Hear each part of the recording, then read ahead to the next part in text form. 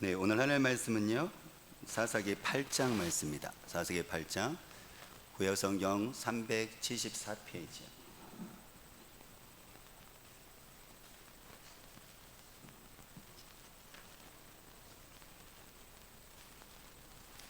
8장 22절에서 35절까지의 말씀을 저와 여러분들이 천천히 하나님 말씀을 생각하면서요, 우리가 22절에서 35절 마지막 절까지 우리 하나님 말씀을 같이 함께 읽도록 하겠습니다. 그때 이스라엘 사람들이 기드온에게 이르되 당신이 우리를 미디안의 손에서 구원하셨으니 당신과 당신의 아들과 당신의 손자가 우리를 다스리소서 하는지라. 기드온이 그들에게 이르되 내가 너희를 다스리지 아니하겠고 나의 아들도 너희를 다스리지 아니할 것이요 여호와께서 너희를 다스리리라 하니라. 기드온이 또 그들에게 이르되 내가 너에게 요청할 일이 있으니 너희는 각기 탈취한 귀고리를 내게 줄지니라 하였으니 이는 그들이 이스마엘 사람들이므로 금 귀고리가 있었음이라. 무리가 대답하되 우리가 즐거이 드리이다 하고 겉옷을 펴고 각기 탈취한 귀고리를 그 가운데에 던지니 기드온이 요청한 금 귀고리의 무게가 금 1700세겔이요 그 외에 또 초승달 장식들과 폐물과 미디안 왕들이 입었던 자색 의복과 또 그 외에 그들이 낙타 목에 들렸던 사슬이었더라. 기드온이 또 그 금으로 에봇 하나를 만들어 자기의 성읍 오브라에 두었더니 온 이스라엘이 그것을 음란하게 위함으로 그것이 기드온과 그의 집의 올무가 되니라. 미디안이 이스라엘 자손 앞에 복종하여 다시는 그 머리를 들지 못하였으므로 기드온이 사는 40년 동안 그 땅이 평온하였더라. 요아스의 아들 여룹바벨이 돌아가서 자기 집에 거주하였는데 기드온이 아내가 많으므로 그의 몸에서 낳은 아들이 70명이었고 세겜에 있는 그의 첩도 아들을 낳았으므로 그 이름을 아비멜렉이라 하였더라. 요아스의 아들 기드온이 나아가 많아 죽음에 아비에셀 사람의 오브라에 있는 그의 아버지 요아스의 묘실에 장사되었더라. 기드온이 이미 죽음에 이스라엘 자손이 돌아서서 바알을 따라가 음행하였으며 또 바알 브릿을 자기들의 신으로 삼고 이스라엘 자손이 주의 모든 원수들의 손에서 자기를 건져내신 여호와 자기들이 하나님을 기억하지 아니하며 또 여룹바알이라 하는 기드온이 이스라엘에 베푼 모든 은혜를 따라 그의 집을 후대하지도 아니하였더라. 아멘. 9시에 교사 예배로 드리거든요. 그때 송영 집사님이 찬양을 인도하는데요. 찬양을 인도하면서 아침에 버스를 타고 왔던 것을 이야기하고 그 다음에 이제 찬양 첫 번째 곡이 날마다 숨쉬는 수간마다 있거든요. 그러면서 이제 옛날이 생각이 난다 그 얘기를 하시더라고요. 버스 타는 것도 이제 한 4개월 정도 남아서 타고 오는데 아침 일찍 와야 되니까요. 30분 정도 타는데 옛날에 버스 탔던 생각, 그리고 날마다 숨쉬는 순간마다 내 앞에 어려운 일 보내 주님 앞에 이 몸을 맡길 때 슬픔 없네 두려움 없네, 이 찬양이 우리가 옛날에 불렀던 찬양이잖아요. 그 찬양을 들으면서 옛날에 그렇게 옛날을 생각하면서 옛날에 줬던 하나님의 은혜를 다시 잠기면서 왔다고 그 얘기를 하시더라고요. 저는 그 얘기 들으면서 저도 그 얘기 들으면서 버스 하니까 저도 옛날에 생각나더라고요. 신학교 1학년 때 제가 있었던 안양에서 반원 전원교회까지 2번을 타고 갔거든요. 그래서 이제 버스를 아침에 일찍 가잖아요. 타고 내려서 내리면은 거기 정류장에서 시골이니까 이렇게 커피 향기가 이렇게 나요. 그리고 이렇게 붕어빵도 이렇게 냄새가 나고요. 그러면 제가 그걸 보면서 하나님께 기도했던 생각이 있었어요. 하나님, 저 커피 향기처럼 저도 향기로운 메시지가 있었으면 좋겠어요. 붕어빵이 묻으면서 하나님, 저도 하나님 말씀을 전할 때 저렇게 감칠맛 만나는 하나님 말씀을 전하는 자가 되었으면 좋겠습니다라고 버스 하니까 그 생각이 번뜩 나더라고요. 여러분들은 어떠세요? 제가 이렇게 얘기하니까 옛날의 여러분들의 모습으로 돌아가서 기억나는 것들이 어떤 것이 있을까요? 저는 오늘 말씀을 통해서 기드온의 옛날의 모습과 기드온의 기드온의 나중의 모습이 이게 달라지는 것을 보게 되죠. 저와 여러분들도 다시 한번 오늘 말씀을 통해서 보통 우리가 옛날을 그리워하는 것은 옛날에 우리가 나빴던 것보다도 여러분들이 좋았던 거, 아름다웠던 거, 추억들을 이렇게 기억을 하잖아요. 그런 것처럼 오늘 말씀을 통해서 하나님께서는 우리에게 옛날을 추억하기를 원하시는구나. 왜냐하면 기드온의 그 갈수록 마지막이 어둡고 하나님과의 점점 멀어지는 모습들을 보니까. 그래서 오늘 말씀을 통해서 비록 코로나 시기 때문에 우리가 또 불가피하게 멀어지는 것도 있지만, 한편으로 그럼에도 불구하고 예배드리고 있는 우리 있음에도 불구하고 우리가 마음으로 점점 하나님과 옛날에 비해서 멀어지는 것들이 혹시라도 있는 것이 아닌지를 다시 한번 오늘 말씀을 통해서 바라보고, 우리가 옛날의 기억대로 아름다운 추억으로 다시 한번 우리의 삶을 돌아갈 수 있는 결단의 순간이 되시기를 주님으로 축복합니다. 오늘 본문 말씀은 기드온이 300명의 용사들이 13만 5천 명이라는 미디안 군대와 싸워서 하나님의 그 능력과 은혜로 이게 무찔렸어요. 무찔리니까 당연히 이스라엘 사람들은 기드온의 앞에 와서 뭐라고 얘기했냐면, 당신이 왕이 되어줬으면 좋겠습니다. 우리를 다스려 주십시오라고 그렇게 요청을 해요. 그렇죠. 이스라엘 백성들 입장에서는 이 엄청난 전쟁을 승리했으니까, 당신이 우리를 위해서 이렇게 멋진 전쟁을 엄청난 승리를 이끌었으니까는 우리를 위해서 왕이 되어 주십시오 했을 때 기드온이 이렇게 대답을 하죠. 그 23절 말씀, 오늘 중요한 말씀인데요. 23절 저와 여러분들 다시 한번 읽어볼까요? 23절 읽어볼게요. 기드온이 그들에게 이르되 내가 너희를 다스리지 아니하겠고 나의 아들도 너희를 다스리지 아니할 것이요 여호와께서 너희를 다스리리라 하니라 그랬죠. 그러니까 기드온이 거절한 거죠. 내가 왕이 될 수 없어요. 우리 아들도 후손도 왕이 안 될 거예요. 하나님만이 오직 왕이시고 하나님이 우리를 다스릴 거예요. 이렇게 얘기를 했어요. 그야말로 신앙적인 말이고, 그야말로 모범의 답을 이야기한 거죠. 그런데 문제는 뭐냐면, 기드온은 말은 그렇게 했지만은 과연 그 말의 진정성에 대해서는 의문을 품게 만들어요. 왜냐하면 그가 말을 그렇게 했었으면 삶의 실질적으로 하나님의 왕이 되시고 내가 왕 노릇하면 안 되잖아요. 근데 기드온은 그 이후의 삶을 보면은 왕 노릇을 해요. 하나님을 대신해서 자기 자녀뿐만 아니라 자식들뿐만 아니라 이스라엘 백성들에게 영향을 미쳐요. 그러니까 말은 분명하게 나는 왕이 아니고 하나님 왕이십니다. 나는 하나님께 다스림을 받을 것입니다라고 얘기를 했었지만, 그의 삶이 그것으로 입증하지 못했다는 거죠. 오늘 본문에서 보더라도 싸웠잖아요. 그래서 왕이 안 된다고 그랬잖아요. 그래서 기드온이 뭐라고 했냐면, 내가 한 가지 요청이 있는데 당신들이 전리품 있잖아요. 전리품에서 적들이 갖고 온 적들은 이 귀고리를 하고 있었어요. 귀고리에서 한 개씩만 금고귀고리를 나에게 주십시오 했거든요. 한 개씩이랄지라도 적이 13만 5천이에요. 그러면 그거를 옷을 펴고 그것을 던져줬는데, 여기 보니까 7천 세겔이래요. 한 세겔이 11g 좀 넘거든요. 그러니까 요즘 말로 하면 20kg이에요. 금덩어리 20kg. 안 놀래나요? 금반지가 아니라요. 20kg 쌀덩어리 있죠. 이거예요. 요즘 돈을 환산은 제가 해보니까요, 약 15억이에요. 여러분들, 옛날에 15억이면 이거는요 왕만이 가질 수 있는 부유함이에요. 그러니까 기드온은 나 왕노릇하지 않을 거예요, 나는 왕이 아니에요 얘기했지만, 기드온이 그 요청한 것을 보면 그 부는요 왕만이 누릴 수 있는 부유함이었다는 거예요. 그 다음에 그러면 기드온이 그것을 가지고 무엇을 했느냐? 에봇을 만들었어요. 옛날 우리가 출애굽 때 에봇, 대제사장이 입는, 여러분들 앞에 긴 조끼 옷 있었죠, 그죠? 거기 보면 여러 가지 보석들이 있었잖아요. 그래서 하나님의 뜻을 부렸을 때 대제사장이 와갖고 여러분들이 입었던 에봇이 있었잖아요.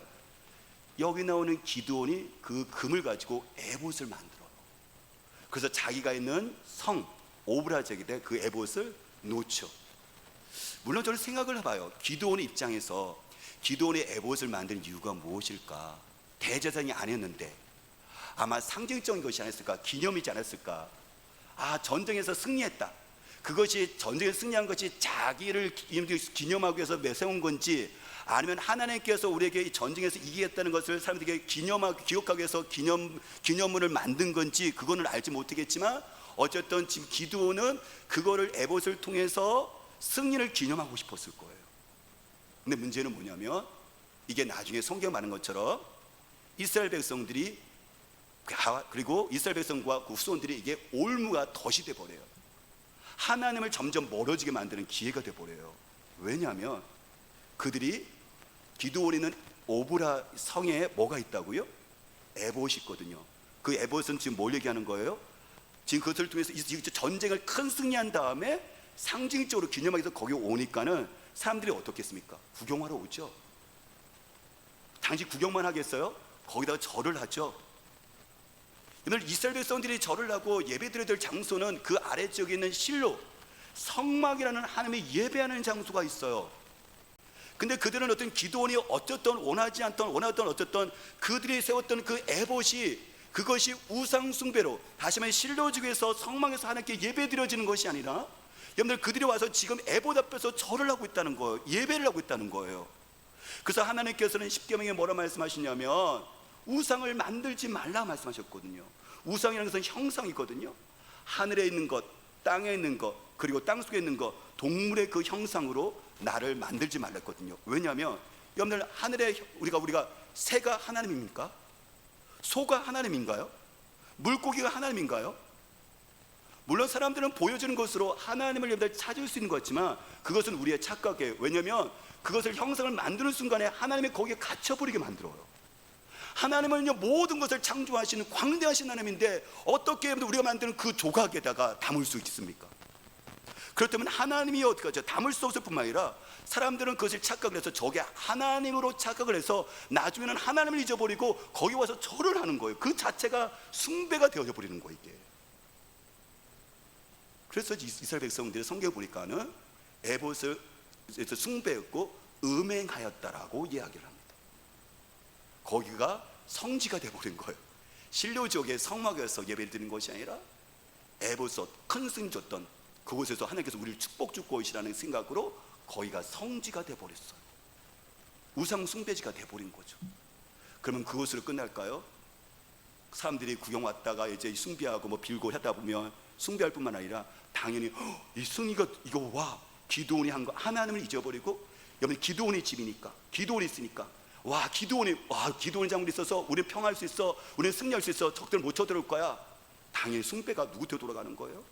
인간에게 돌아가요.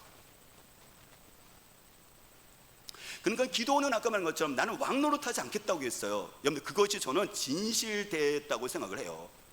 정말 왕 되면 안 되겠다는 생각을 해요. 근데 그의 말은 그렇게 했지만 삶은 어떻게 됐었냐면, 삶은요, 그는 왕 노릇하고 있다는 거예요.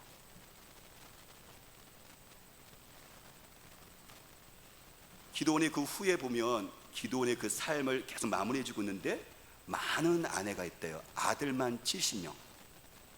그러면 딸까지 합치면 100명이 넘는다는 거잖아요. 그러면 적어도 아내가 10명에서 20명이 된다는 거거든요. 그리고 보니까는 지금 처벌뒀다고 얘기하는데, 그 당시에 합법적으로 여러분들 결혼했은 것을 여러분들 아내로 했지만은 합법적이지 않았을 때는 처벌로 이렇게 생각했거든요. 왜냐면 이 여인이 세겜 여인, 이방 여인이니까 이게 합법적인 결혼이 안 되는 거예요. 근데 그 아들의 이름이 누구냐면 아비멜렉. 그 뜻은 뭐냐면 나의 아버지는 왕이시다, 이런 뜻이거든요.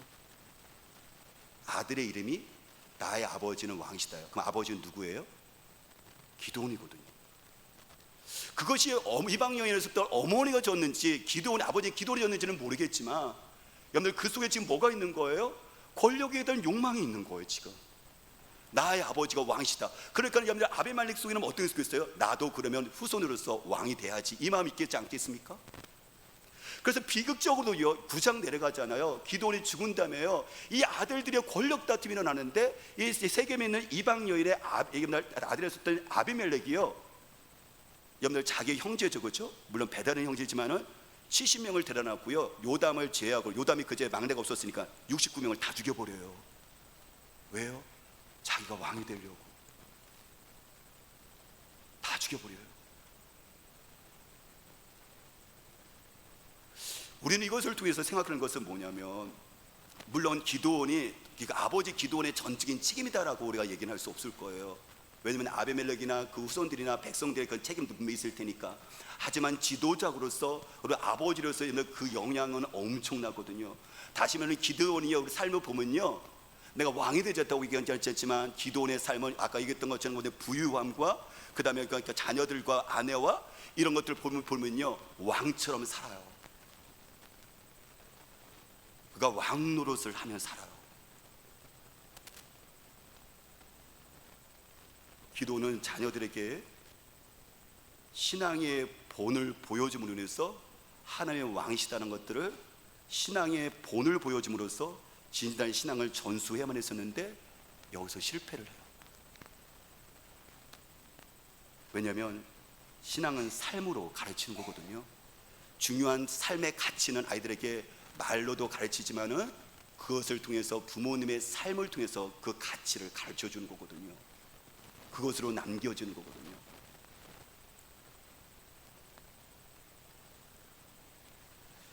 아들 성민이가 초등학교 6학년을 다니거든요. 18살이에요. 홈스쿨링을 하다가 저희 집사람과 상의하면서 성민이가 사회 속에 적응을 해야 되고 또 아이들과 같이 어울려야 되니까는 공교육을 갖게 하자 해서 교육청에서 논의를 했고 또 상담을 했고 성호초등학교를 결정을 하면서 교장선생을 만나고, 거기서 장애를 가진 아이들은 반이 두 개의 반이거든요. 다른 선생님이 두 개의 선생님이거든요. 장애를 가진 선생님의 그 도움반의 선생님과 또 일반 아이의 통합반의 선생님을 만나서 같이 이야기를 했어요. 그런 것에서 제가 이제 성미에 대한 부분을 이야기를 하고 그 다음에 선생님에게 도움을 청했죠.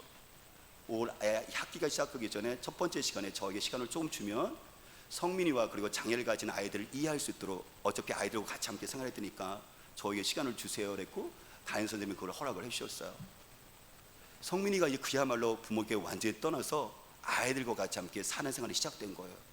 마음이 정말 힘들더라고요. 물론 그거는 어떻게는 학도 교육청이 요청을 해서 성민이가 혼자 생활하는데 힘들 수 있으니까는 여기 공익이라고 얘기가 적었죠. 사회복무 요원을 한 명을 나라에서 이렇게 교육청에서 배를 했어요. 그래서 성민이가 들어가면 항상 사회복무 요원이 따라가요. 선생님하고 이야기를 하면서 4시간만 하루에 4시간만 하기로 했거든요. 보통 오후까지 하는데 오후에 성민이가 활동이 있으니까 개인적으로 하고 있는 것들이 있으니까는 8시 반에 가서 12시 반 점심식사까지만 하고 선생님하고 서로 상의가 되셨어요. 그런 가운데서도 4시간의 성민이가 일반 학급에 다 들어가는 것이 아니라 2시간은 일반 학급에 들어가고 2시간은 특수반에 와갖고 도움반에 와갖고 선생님에게 또 따로 이렇게 교육을 받는 거예요. 그러니까 매일 2시간만 일반 아이와 여러분과 아이와 같이 함께 하는 거죠. 걱정이 되었지만 성민이가 잘 적응했었어요. 그리고 또 옆에 있는 공익도 또 그 청년도 잘 도와줬어요. 몇 달이 지나고 나서 성민이가 매주 목요일 날 1, 2교시를 성민이 혼자 들어가더라고요.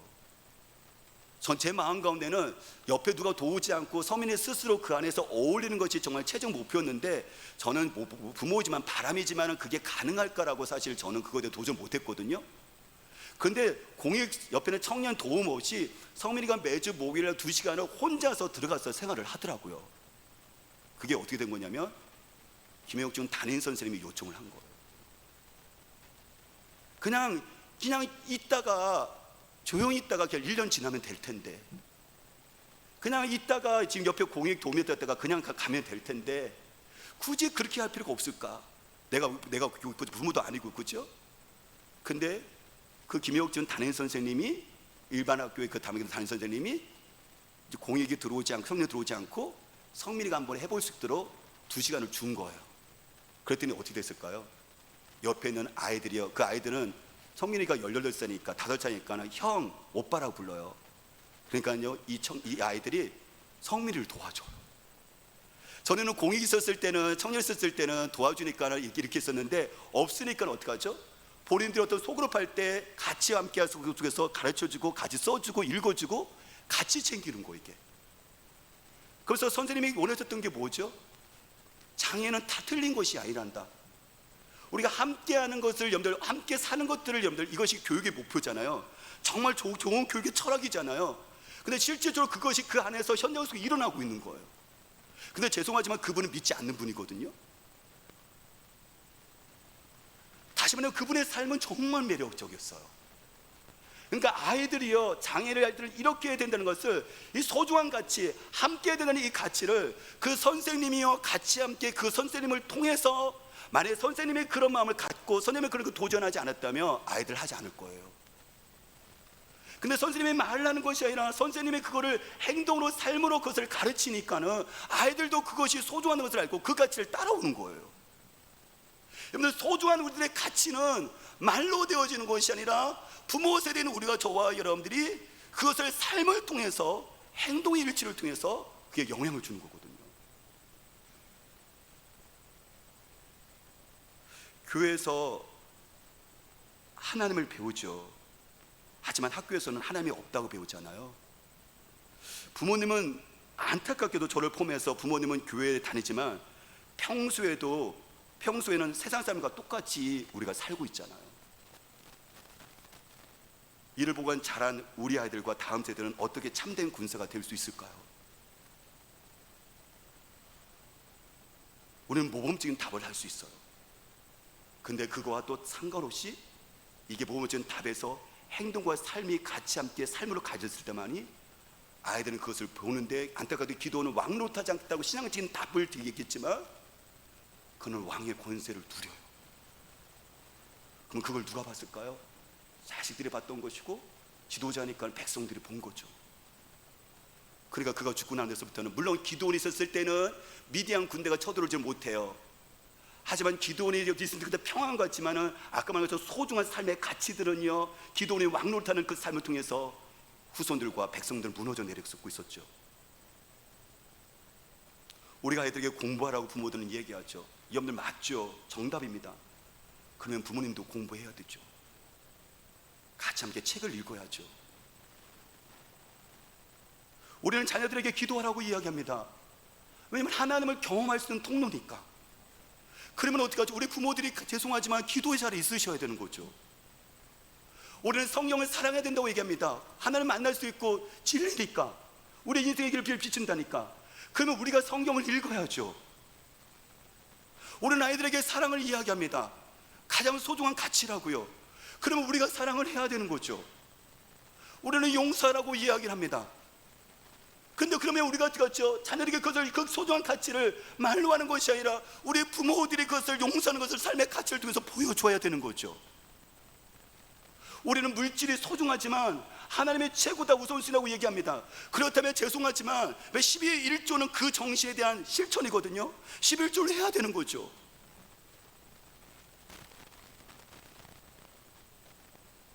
고린도서 11장 1절에 성경이 이렇게 말합니다. 내가 그리스도를 본받는 자 된 것 같이 너희는 나를 본받는 자가 되라. 바울이 고린도 교회에서 하신 말인데요, 바울이 이렇게 얘기해요. 너희는 나를 본받으래요. 누구요? 성도들, 고린도 성도들은 바울을 본받으래요. 그게 뭐냐? 바울이 가르쳤던 여러분들 그 하나님의 말씀뿐만 아니라 뭘 본받으라는 얘기예요? 바울이 말씀만 가르쳐뿐만 아니라 그 말씀대로 살아가는 그 삶을 따라오라고 얘기하는 거예요 지금. 왜냐하면 사도 바울 얘기하죠. 내가 그리스도를 본받는 자 같이. 사도 바울은 가르쳐뿐만 아니라 그리스도의 말씀을 가르쳐뿐만 아니라 그 그리스도를 닮으려고 그는 몸부림치고 있었거든요. 그러니까 이렇게 되는 거죠. 교육에 대한 과정이 지금 그리스도, 그리고 지도자 바울, 그리고 성도, 고린도 교회 성도 되는 거예요. 그러니까 지금 바울은 얘기하는 거죠. 그리스도를 결국 본받아야 되지만은 여러분들 어떻게 하죠? 연약할수록, 어린아이일수록 이게 하나님의 금방 경험 안 되져요. 그러니까 어떻게 하죠? 부모나 지도자가 하나님이 이런 분이라는 것들을 보여줘야 되거든요. 그러니까 바울이 어떻게 하죠? 바울이 나를 본받으래요. 내가 하는 것을 따라오래요. 내가 하는 것을 흉내내래요. 왜요? 그리스도가 지금, 바울이 지금 어떻게 하고 있죠? 예수 그리스도를 따라가는 삶을 살려고 몸부림치고 있거든요. 그러니까는 사도 바울을 따라가고 본받는 것은 결국 누굴 본받는 거예요? 이 성도들이 그리스도를 본받는 것과 똑같은 거예요. 이해를 돕기 위해서 제가 이걸 영어 성경을 쓰면 본받는다 했을 때 이미테이터라고 되어 있어요. 이미테이터는 흉내내다거든요. 아이들이 흉내내잖아요. 아빠, 엄마 하면 흉내내잖아요. 서서부터 아빠, 엄마 유창하게 하지 않죠. 아이들은 옹알옹알 연습을 하다가 흉내내다가 이미테이터 하다가 모방을 하다가 따라하다가 아빠, 엄마가 터지는 거죠. 그렇죠? 걸음걸이도 이렇게 아장아장하게 하다가 이게 걷는 거잖아요. 바울이 완전한 사람인가요? 아니요, 바울은 그렇게 얘기하지 않아요. 바울도 자기를 얘기해요. 나는 흉내내는 사람이다. 나는 완전하지 않다. 그런데 중요한 것은 내가 예수 그리스도를 따라가려고 몸부림치고 있다. 잘 안 되더라도 몸부림치고 있다. 그런 것처럼 너도 나를 본받으려고 몸부림쳐보려면 이런 의미도 들어가 있거든요. 그래요. 아이들은 알죠. 사람들은 알죠. 단지 말만 하는지 완전하지 않지만 살려고 몸부림친다면 사실 그것은 영향력은 있는 거잖아요. 저와 여러분들의 삶 가운데 속에서 오늘 이렇게 우리의 그 진정성은 우리들의 말이 아니라 예수 그리스도 당신은 왕입니다라는 그 말이 아니라 진정성은 삶으로 입증되어져야 됩니다. 그래야지만 후손들과 우리가 죽은 이후에, 너무 안타까운 것은 여기 나오는 기드온이 죽음 이후의 삶을 준비하지 못했거든요. 그가 살 때까지는 정말 왕으로서 풍성함을 부유하게 살았거든요. 근데 죽음 이후에 대해서는 아까 말한 것처럼 이걸 준비를 못했어요. 저와 여러분들이 오늘 말씀 것처럼 우리가 부족하지만 하나님이 도와주셔서 우리가 배운 그 예수 그리스도를 왕으로 신앙적인 고백뿐만 아니라 삶을 통해서 우리가 자녀들과 그리고 후배들에게 가르칠 수 있는 우리가 되시기를 주님으로 축복합니다. 이렇게 기드온이 처음과 나중이 이렇게 달라져요. 처음에 기드온이 어떤 삶이었냐면 우리가 지난주에 봤죠. 하나님이 사사를 부리니까는 기드온이 그래요 제가 할게요 이런 거보다는 뭐라고 했었냐면은 하나님 저 못해요. 제가 우리 집안을 보세요. 가장 약하고요. 저를 보세요. 저는 가장 작아지고 보잘것없는 사람인데 어떻게 그 일을 해요? 라면서 여러분들 기드온이요 그거에 대해서 정말 소심하고 이런 삶이었었어요. 근데 인생의 그 뒷부분에 가면 그가 어떻게 하고 있죠? 왕 노릇을 하고 있어요. 왕의 권세를 누리고 있어요. 기드온이 전쟁을 하기 전에는 하나님께서 뭐라고 말씀하셨냐면은 너의 동네에, 너의 아버지뿐만 아니라 동네에 우상을 섬기고 있다. 바알 제단이 쌓여 있고 그 옆에 아세라의 신상이 있는데 제단을 무너뜨리고 아세라의 신을 찍어서 그걸 가지고 어떻게 하지? 불태워 버려라. 그리고 그 옆에 여호와의 제단을 쌓아라 그랬거든요. 기드온이 여러분들 그 우상을 제단을 무너뜨려 버리는 사람이에요. 아세라를 찍어서 불태워 버려서 하나님의 제단을 쌓았다서 거기서 하나님께 예배드리는 자예요. 그런데요, 이게 마무리는 어떻게 되고 있어요? 에봇을 만들어 갖고요, 백성들을 하여금 거기 와갖고 우상을 숭배하게 만들고 있어요. 우상을 찍어버렸던 사람이 우상을 섬기게 만드는 사람으로 바뀌어지고 있다는 거예요. 기드온이 왜 처음과 나중에 이렇게 달라졌을까? 기드온의 처음과 마무리가, 그래서 사사 기드온을 보면 마음이 우울해요. 이게 어두워져요. 이게 하나님 마음이겠죠. 마찬가지로 저와 여러분들도 처음과 나중에 달라진 모습이 있는 것이 아닐까요? 기드온은 여러분들 분명히 내가 왕이 되는 것을 제안을 거절했는데 그가 거절하지 못한 게 있어요. 그게 뭐냐면 내 마음 안에 있는 왕이 되고 싶다는 여러분들 이 욕망은 거절 뿌리치지 못한 거예요. 공개적으로 사람들이 앞에서 당신이 미디안 군대 14만 5천 명을 이겼으니까, 우리를 구원했으니까 당신이 왕이 되어 주십시오 라는 공개적인 요청에 아니에요, 하나님이 하셨으니까는 나는 왕이 안 될 거예요, 우리 자손들도 왕 노릇하지 않을 거고 하나님의 왕 집회할 거예요, 이렇게 얘기를 했어요. 그죠? 공개적으로요. 그런데 저는 그것도 진실하다고 생각해요. 문제는 뭐냐면 내 마음에 있는 끊임없는 내 마음에서 요구하잖아요. 기도나 네가 왕 노릇해, 왕 대접받아, 네가 그런 능력 있어. 계속 마음속에 오는 여러분들 왕 노릇하고 싶은 여러분들 이 욕망과 욕심은 여러분들에게 뿌리치지를 못하는 거예요. 그렇죠. 이게 매일매일 있는 거니까, 인간이 죽을 때까지 여러분들 이 왕이 되고 싶은 욕망은 있는 것이니까. 여러분들 바로 하나님의 바로 그러니까 우리가 최초 인간 아담과 하와 때부터 선악과 문제가 그거잖아요. 그렇죠? 내가 왕 되고 싶은 거잖아요. 하나님 되고 싶은 거잖아요. 그때부터 인간은 죽을 때까지 왕 노릇하고 싶은 이 욕망이 저나 여러분이나 우리 모두 다 있거든요. 이걸 뿌리치지 못합니다. 유혹에 넘어가요. 그런데 그것은요 노골적이지는 않았지만 공개적으로서는요, 내가 왕노릇하지 않는다 했지만은 그는 은근하게 그리고 조금씩 하나님의 왕의 자리를 차지하기 시작해요. 그리고 하나님의 영광을 그는 드디어 빼앗습니다. 어떻게 해요? 노골적이 아니라 어떻게 하죠? 조금씩 은밀하게 주는 하나님을 곁으로 물어내고 그 자리를 그가 들어가 있어.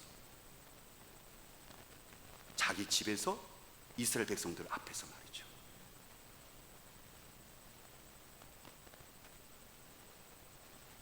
하나님께서 이 미디안 군대가 쳐들어왔을 때 13만 5천 명 7년간 압제됐으니까는, 그러면 기드온은 군대를 모아야 되면 적어도 13만 5천 명 이상을 모아야 되잖아요. 군대를 모았더니요 3만 2천 명. 이 전쟁은 사실 되게 힘든 전쟁이에요. 실패할 가능성이 많아요. 근데 하나님께서 뭐라고 말씀하셨냐면 이렇게 말씀하세요. 숫자 너무 많대요. 아니 13만 5천 명이고 우리 군대는 3만 2천 명이면 더 4배를 불올려야 되는데, 그래서 싸울 만한데 하나님 수가 너무 많대요. 줄이래요. 세서 몇 명일 거냐면 300명까지 줄여요. 글쎄. 그러니까 13만 5천 명 대 300명이 된 거 이게. 그러면 하나님께서 왜 자꾸만 이스라엘 백성들 기드온에게 수를 300명까지 줄이게 만들었을까? 오히려 수를 누리더라도 이게 싸워야 그래더라도 이길 가능성이 있을까 안 되는데 그 이유가 있어요. 그것이 7장 2절이에요. 우리 7장 2절 말씀 볼까요? 7장 2절 같이 읽겠습니다. 여호와께서 기드온에게 이르시되 너를 따르는 백성이 너무 많은즉 내가 그들의 손에 미디안 사람을 넘겨주지 아니하리니 이는 이스라엘이 나를 거슬러 스스로 자랑하기를 내 손이 나를 구원하였다 할까 함이니라. 이 싸움은 지금 여호와께 속한 것이고 여호와가 지금 승리를 주는 거잖아요. 그러면 아까 것처럼 13만 5천 명 대 3만 2천 명이면 4배지만은 이제 어떻게 하죠? 숫자를 줄이지 않으면 야 우리가 용감하게 싸워서 이겼어 라고 누구를 자랑할까요? 자기를 자랑해요. 거기 하나님 없습니다. 사실 하나님이 다 승리하게 하셨는데 이 전쟁을 통해서 오히려 이 전쟁을 싸우는 걸 통해서 하나님을 의지하고 하나님의 왕이심 있는 것들을 철저하게 배우기를 원하셨는데 기드온에게 그래서 300명까지 줄여서 우리에게는 가능성이 없다고 철저하게 고백하게 만들었는데 기드온이 나중에 전쟁에 나갈 때요 어떻게 나가는지 아세요? 물론 그 중간에도 우여곡절이 있어요. 증표 보여주세요 하면서 한 번, 두 번째, 세 번째 그 다음에 또 적지에 들어가서 그 꿈을 통해서 보여줬고 기드온이 막 주저했을 때 하나님이 말씀과 그 증표를 통해서 기드온하고 겨우 적진과 싸우게 만들었어요. 그랬더니 기드온이 이제 드디어 싸워요. 300명 가지고 나팔을 불어요. 세 군데로 나눠서 밤에 기습하는 거예요. 항아리를 깨요. 횃불을 들어요. 그리고 외친 게 있어요. 뭐라고 외쳤죠? 2마디를 외쳤어요. 여호와를 위하여. 그 다음에 뭐죠? 기드온을 위하여. 여러분들 거기서 외쳐야 되는 것은 뭐냐면 여호와를 위하여서만 외쳐야 되는 거예요. 물론 하나님은 보이지 않으니까 내가 있어 담대하게 나가자라는 어떤 의미로서 쓸 수 있다고 생각이 들어요. 그런데요 이 정황에서 계속 쭉 보면요 기드온의 마음속에 지금 어떤 거 있어요? 하나님의 왕이시라는 것을 분명히 신앙적인 고백을 하고 있는데 마음속에 여전히 그 상황 속에서 어떤 것이 있는 거예요? 내가 왕으로서의 삶을 이렇게 추원받는 그 마음이 있는 거예요. 지금 여호와를 위하여라는 그럴듯한 분명히 맞아요. 근데 은근하게 조금씩 왕의 자리를 주님 하나님의 자리를 지금 탐내고 있어요. 그래서 어떻게 하죠? 그래서 싸움이 끝났어요. 그랬더니 사람들이 오늘 본문에 보니까 뭐라고 그랬죠? 당신이 우리를 이기게 하셨습니다라고 얘기가 나와요. 그래서 하는 말이 뭐냐면 당신이 우리 왕이 되게 해달라고 얘기를 해요. 그러니까 기드온은 그 상황 속에서 지금 어떻게 하고 있죠? 내 마음 가운데 왕노릇을 하고 있지 않지만 왕노릇을 실질적으로 행동을 통해서 그것을 보여주고 있는 거예요. 하나님을 위하여서가 아니라 거기서 먹힌 게 아니라 거기다 나를 끼워 넣는 거죠. 은근하게 조금씩 여호와를 기드온을 위해서 말이죠. 그래서 사람들을 하여금 자기를 주목하게 만들고 끝났을 때는 하나님께 영광 돌아간 것이 아니라 기드온을 칭송해서 왕으로 숭배하게 섬기게 만들어요. 그것이 아마 보이시면 안 했다고 생각이 들어요. 저는 정말 하나님께 계속 검증을 받았으니까. 그런데도 우리 마음 가운데는 그 싸움 속에서 뭐냐면 인간의 마음은요 끝까지 긴장하지 않으면 그 싸움 속에서 나를 살짝 끼워 넣는다니까요. 인간의 욕망이 끊임없이 꿈틀거린다니까요. 이걸 틈을 탄 거예요. 근데 이것으로 그쳐진 것이 아니라 이게 계속 조금씩 반복되죠. 그래서 처음서부터 멀어진 것이 아니라 이렇게 벌어진 게 아니라 조금씩 그러다 보니까 나도 모르는 사이 이게 이만큼 된 거 버린 거예요. 기도원이 전쟁을 하잖아요. 그래서 하나님의 그 은혜 가운데 속에서 14만 5천 명이 12만 5천 명이 자기들끼리 싸워서 죽어요. 한밤이었었고, 그 다음에 나팔 불죠, 깨지죠, 항아리가 깨지죠, 막 횃불 들고 소리 지르죠. 그러니까는 적이 많은지 알고요, 이 자기들 미디안 군대가 자기들끼리 죽어요. 10만 5천 명이 죽습니다. 1만 5천 명이 도망가요. 그랬더니 기드온과 300명이 추격을 해요. 추격을 하는 이유가 뭐냐면은 거기에 미디안 왕 두 사람이 도망가고 있었거든요. 그러니까 왕을 죽이려고 추적을 하는데 어디까지 쫓아가냐면 요단강을 건너서 그때가 지금 자기 미디안의 본거지까지, 거기까지 쳐들어가요. 몇 명을요? 300명을 끌고 아직도 패자명이 1만 5천 명 있어요. 근데 거기까지 들어갑니다. 왜 들어갔을까요? 우리가 보기에는 미디안의 왕을 완전히 죽여야지만 이 전쟁이 끝난다라고 겉에 보기에는 그래요. 명분이 있어요. 근데 거기에는 기드온의 다른 뜻이 또 들어가 있어요. 자기 개인의 복수를 하고 싶었어요. 우리가 여러분들 계속 읽어다 보면 어떤 사건이 나오냐면은 나중에 미디안의 두 왕을 사로잡거든요. 신문을 해요. 그러면서 얘기를 하죠. 내 형제가 싸움에서 죽었는데, 이야기를 했었을 때 그 두 왕 얘기하거든요. 우리가 죽였다라고 얘기를 해요. 그래서 기드온이 말하고 있죠. 네가 우리의 형제를 죽이지 않았으면 내가 너를 살려뒀을 텐데 내 형제를 죽였기 때문에 내가 너를 죽일 거야 하면서 자기의 맏아들 어린아이를 보고, 아주 어린아이 보고 칼을 쥐어주면서 죽이라고 얘기를 해요. 여러분들 지금 기드온이 끝까지 쫓아갔던 이유, 그래서 300명이 지칠 대로 지칠 때 끝까지 본 걸 쫓아가는 이유가 뭐냐면, 미디안 군대를 물치는 겉에 봤을 땐 명분이 있는 것 같지만 그의 마음 가운데는 지금 어떤 것이 있는 거죠? 그것이 개인의 복수로 이어져요. 자기 형제의 죽음을 여러분들 이제 이것을 보복하고 있는 것으로 사슬에서 공적인 여러분들 이것을 사는 것이 아니라 개인의 보복을 위해서 쓰고 있는 여러분들 기도원의 모습을 발견을 해요. 근데 여기서 그쳐지는 것이 아니라 성경에 보면 계속해서 보면요, 이런 것들이 계속 나와요. 조금씩 은밀하게, 명분은 분명히 하나님을 위한데 그 가운데 속에서는 어떻게 하죠? 자기 자신을 위해서 여러분들 사용되어지는 것들이 조금씩이지만 이것들로 하여금 후손들과 그리고 백성들 사이 속에 왕 노릇하는 기도하는 모습을 통해서 이 모습이 하나님의 왕으로서의 어떤 섬기는 모습을 그들이 점점 조금씩 멀어지게 만드는 그런 삶의 모습들을 보게 되어집니다. 사랑하는 여러분, 오늘 주님께서 우리에게 말씀하실 때 설교하고 있는 저와 설교 듣는 저 여러분들이 정말 처음과 지금 우리의 모습이 달라진 것이 있지 않나요? 오늘 처음 찬양 드렸을 때의 모습과 지금 찬양 모습을 때 어떠세요? 오늘 처음 설교를 들었을 때의 모습과 지금 설교 들었을 때의 모습, 여러분들 어떤 모습이 어떠세요? 오늘 처음 여러분들이 하나님께서 여러분들 봉사하고 섬겼을 때 모습과 지금 여러분들이 봉사하는 모습이 어떠세요? 달라지고 있지 않나요? 이거는 뭔가 잘못되고 있다는 느낌이 있는 거잖아요. 기도원도 처음서부터 이렇게 달라진 것이 아니라니까요. 그들도 하나님은 왕이십니다, 나는 다스림을 받을 것을 저는 진심이라고 믿어요. 그런데 그 마음속에 있는 왕이 되고 싶은 여러분들 이 욕망이 매일 꿈틀대잖아요. 그러다 보니까 그것이 그는 조금씩 천천히 은밀하게 조금씩 하다 보니까는 이게 나중에는 이것이 어떻게 됐죠? 이게 멀어진 거. 이게 저는 담임 목사로서 아까 기도원이 얘기했죠. 여호와를 위하여, 기도원을 위하여 해서 여러분들 싸웠잖아요. 저희 모습 가운데서도 하나님을 위하여, 유잼을 위하여라고 저는 늦지는 않지만 여러분들 제 마음 가운데 그런 마음이 없겠습니까? 명분은 그렇듯하죠. 하나님을 위하라는 말이. 여러분들은 어떠세요? 여러분들 찬양할 때 어떠세요? 여러분들 반주할 때 어떠세요?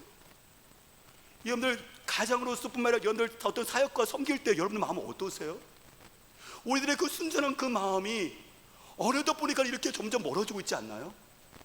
우리의 여러분들 순결했던 그 마음이, 주님 때문에 살아났던 그 마음이 나도 모르는 사이에 이렇게 멀어지고 있는 그 모습들을 우리가 보고 있지 않나요?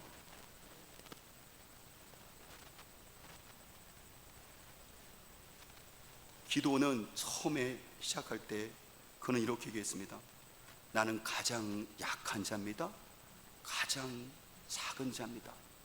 나는 보잘것없습니다 라고 있는데 그는 인생의 마음의 속에서 가장 강한 자로 서 있어요. 가장 큰 자로 서 있어요. 가장 중요한 자로 서 있어요.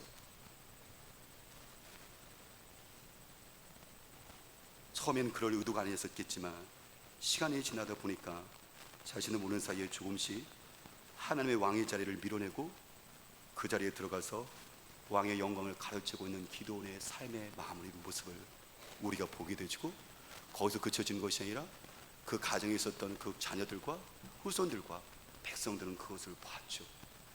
그래서 기도원이 죽자마자 다 무너져 내려버립니다. 오늘 주님께서 이 말씀을 통해서 다시 한번 저와 여러분들에게 순전한 마음을 다시 회복시켜 줬으면 좋겠어요. 아까 첫 번째 찬양에 듣는 것처럼 다시 복음 앞에서 듣던 것처럼 우리가 주님을 이용했던 그 마음이 분명히 우리에게 있는데, 다시 한번 우리 말씀 것처럼 순전한 그 마음으로 다시 처음 마음으로 성령께서 도와주셨으면 좋겠습니다. 로마서 5장 5절 말씀하시기를 너희가 소망이 부끄럽지 않는 것은 우리 안에 있는 성령으로 말미암아 아버지의 마음의 사랑을 우리에게 부어준다 했거든요. 우리의 성령께서 우리가 갖고 있는 하나님의 왕이십니다라는 것들이 이 소망이 부끄럽당하지 않도록, 자녀들에게 이것이 확진된 것들을 우리가 할 때 될 수 있도록 성령께서 우리 안에 이렇게 성령께서 아버지의 사랑을, 이 십자가의 그 사랑을 오늘도 새롭게 날마다 부어줬으면 좋겠어요. 그러면 여러분들 어떻게 하죠? 우리가 비를 맞으면 우리가 깨끗하게 되는 것처럼 성령의 비와 그리고 하나님의 은혜의 비를 오늘도 주어진다며 하나님의 그 사랑, 그렇죠? 우리는요 왕 노릇하면서 사는 사람들이 아니에요. 왕을 위해서 살아가야 되는 사람들이죠. 그 왕은 어떤 왕이었었냐면 나에게 모든 것들을 쏟으신, 죄를 끊게 하셨고 죽음을 끊게 하셨고 인생의 허물을 끊게 하셨고 인생을 살아갈 의미를 만들어준 그 왕을 위해서 내가 살아가야 되는 사람들이잖아요. 그렇죠? 근데 그 소망이 부끄럼하지 않기 위해서는 오늘도 성령께서 우리 안에 아버지의 마음을 부어주셔야 돼요. 그 아버지의 마음을 부어준다면 우리는 다시 순전한 마음으로 다시 몸부림치면서 다시 복음 앞에, 주님 앞에 나갈 수 있을 것입니다. 주님께서 우리의 왕이십니다. 그분께서는 우리의 삶을 복되게 하십니다. 기도하겠습니다.